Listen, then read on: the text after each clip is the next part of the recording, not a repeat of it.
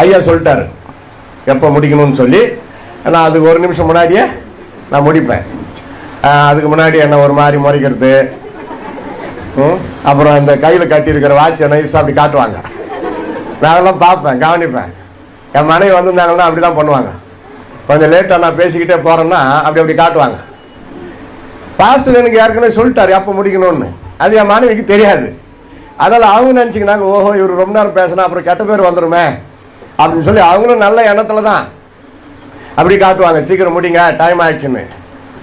நான் என்ன பண்ணுவேன், அவங்களுக்கு புத்தி சொல்கிற மாதிரி இல்லாமல் பிரசங்கத்திலே சற்று பொறுத்துருன்னுவேன். ஓஹோ சிலாடியா சொல்கிறாரு, அப்போ பாஸ்டர் டைம் கொடுத்துருக்கிறாரு அப்படின்னு அவங்க நினச்சிக்குவாங்க. அதனால் அவர் சொன்ன நேரத்துக்கு முடிப்பேன். நாங்கள் சென்னைக்கு வந்துட்டோம், அதனால் எப்போனாலும் கூப்பிடலாம். மிஸ்கால் கொடுத்தா போதும் வந்துடுவேன். நம்ம சபை பிரைஸ்ல ஹல்லேலூயா. ஆமாம், நான் உங்கள் வீட்டு பிள்ளை, இது நம்ம சபை. எங்கே கேட்ட மாதிரி இருக்குதுல்ல இந்த வார்த்தை, அதை நான் தான் கண்டுபிடிச்சேன். அது படத்துல எல்லாம் வந்துடுச்சு. நிறைய நான் சொன்ன காரியம் படத்துல வந்துடுச்சு. பயமாகுது இப்போ சொல்கிறதுக்கு. அந்த காலத்தில் ஒரு கோரஸ் கற்றுக் கொடுப்பேன் பசங்களுக்கு.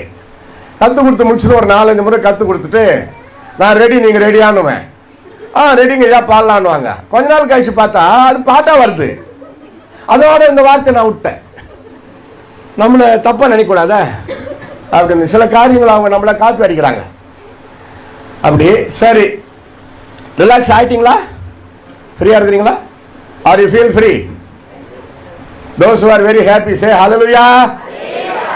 Those who are very very happy say hallelujah. Those who are sleeping say hallelujah. மாட்டிக்கினாங்களா? இங்கிலீஷ் தெரியலையா? இப்போதான் பிறந்த குழந்தைக்கே இங்கிலீஷ் கற்றுக் கொடுத்துட்றாங்க. தமிழை விட இங்கிலீஷ் தான் இப்போ ரொம்ப சர்வசாதாரணமாக நல்லது. மற்ற இடத்துக்கு போயிட்டு இப்போ நாங்கள் வட இந்தியா போயிருந்தோம் 2 மாதம். அந்த தமிழ்நாடு தாண்டனாவே தமிழ் இல்லை. நெல்லூர்லேருந்தே இங்கிலீஷ் தான் ஆரம்பிச்சிட்டேன். நான் ஒன்றும் இங்கிலீஷ் கான்வென்ட்டில் படித்தவன் கிடையாது. ஸ்போக்கன் இங்கிலீஷ் ஃபீஸ் கட்டி படித்தவன் கிடையாது.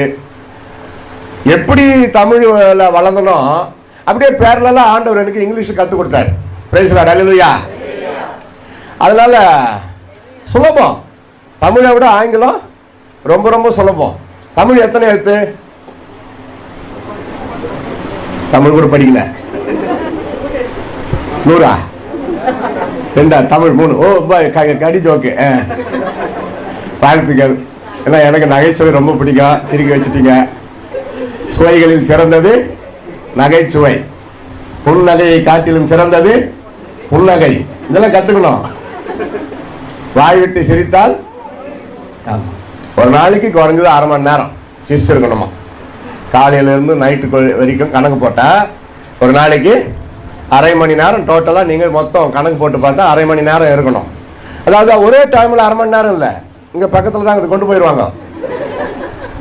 அப்பப்போ டோட்டலாக சிரிக்கிறீங்களா, அது கணக்கு போட்டால் 1/2 மணி நேரம் சிரிச்சிருந்தா உங்களுக்கு ஒரு வியாதியும் வராதுன்றான் மருத்துவம் சொல்லுது.